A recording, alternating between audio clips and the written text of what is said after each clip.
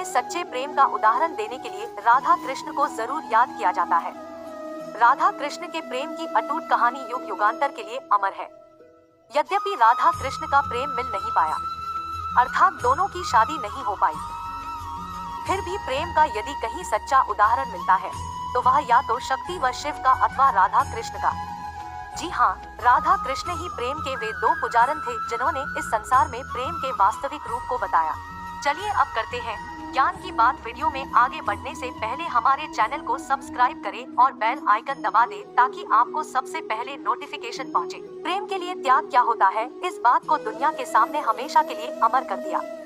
कन्हैया जब 8 साल के थे तब राधा और कृष्ण दोनों के प्रेम की गहरी अनुभूति का मिलन हो गया था। कहा जाता है कि राधा व कृष्ण का प्रेम जीवात्मा और परमात्मा का प्रेम मिलन है। नंदनंदन, मुरली मनोहर, बंसी बजाने वाले कन्हैया को संपूर्ण ब्रह्मांड में केवल 2 ही चीजें सबसे ज्यादा प्रिय थी, एक बांसुरी और दूसरी राधा। कन्हैया की बंसी की मधुर तान से ही राधा कन्हैया की ओर खिंची चली आती थी। कभी कभी राधा कन्हैया की बंसी को चुरा ले जाती थी। नटखट कन्हैया फिर उसको ढूंढ लेते थे। आधा राधा कृष्ण का प्रेम संसार को एक नई प्रेरणा देने वाला रहा है। हैरान करने वाली बात यह है कि आज हम आपको राधा की मृत्यु कैसे हुई यह बताने जा रहे हैं।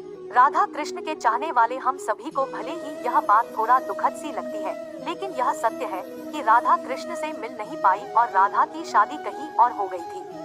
अंततोगत्वा राधा की मृत्यु भी हो गई थी।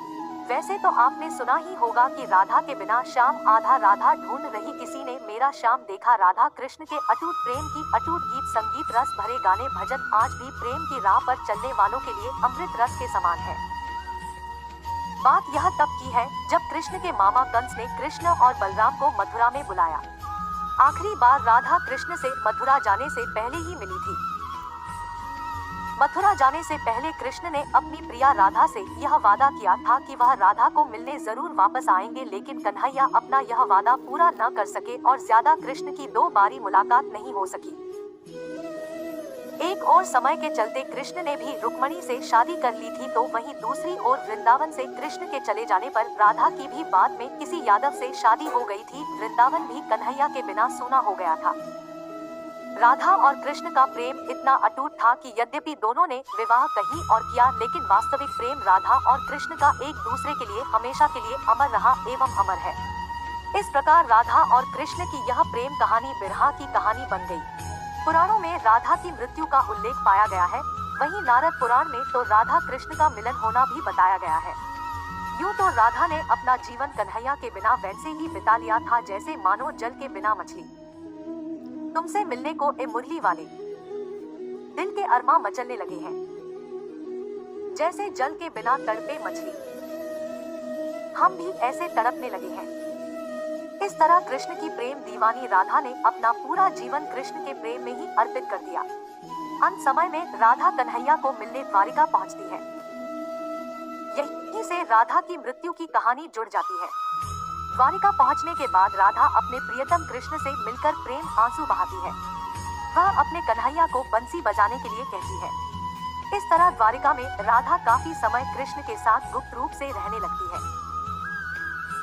बाद में राधा को एक दिन अचानक कन्हैया से दूर जाने का मन होने लगा, अर्थात राधा को यह लग गया था कि अब कृष्ण को पाने के लिए मुझे फिर से कन्हैया के हृदय में अपना स्थान स्थापित करना होगा। तब राधा दूर जंगल की ओर चली जाती है और कन्हैया को बुलाती है। अंतिम बार राधा अपने प्रियतम कन्हैया से मिलते हुए प्रेम में डूबती जाती है। कन्हैया राधा को कुछ मांगने के लिए कहते हैं, लेकिन राधा मना कर देती है। कन्हैया के दोबारा कहने पर राधा कन्हैया से बंसी बजाने की मांग करती है। इस प्रकार कन्हैया बहुत ही मधुर धुन में बंसी की तान सुनाने लगते हैं और राधा कन्हैया की बंसी में सुध-बुध बिसराती हुई, तन मन खोती हुई अपने को समर्पित कर देती है। राधा कृष्ण में ही विलीन हो जाती है और उसके प्राण कृष्ण में ही समा जाते हैं। इस प्रकार राधा की लौकिक लीला कृष्ण के हृदय स्थल में जाकर समा जाती है। यह वीडियो कैसी लगी कमेंट बॉक्स में जरूर बताएं। ऐसी वीडियो देखने के लिए हमारे चैनल से जुड़े रहें।